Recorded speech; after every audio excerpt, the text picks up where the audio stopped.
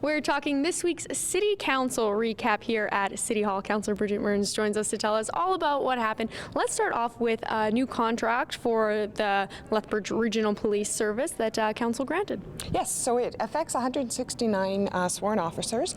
It's a contract for 3 years. It's retroactive to 1 year, so it's 3% last year, 3% this year, and 2% next year. There was also a contract that was ratified for 3 of the inspectors with the same pay scale as well. Great, very exciting news for our city police here, and also very exciting news and very great, I think, for our city. A lot of great things ahead is tourism here in Lethbridge. A lot of progress, I would say, and a lot of big news coming out of that with Council. Absolutely.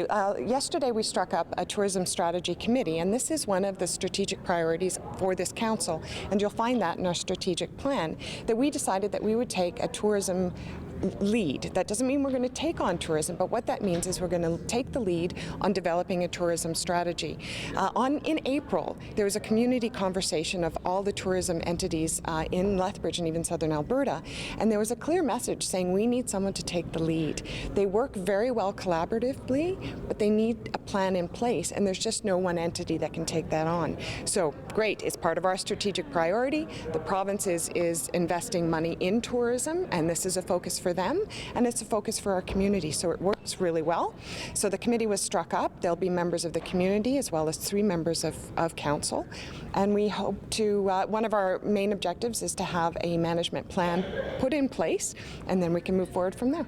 Would you say that our city is becoming quite a hub for tourism? We're getting these huge events coming here. Are people really starting to gravitate towards Lethbridge for vacations and just checking the city out? Lethbridge is the place to be, there's no doubt about it, and we are a hub for southern Alberta.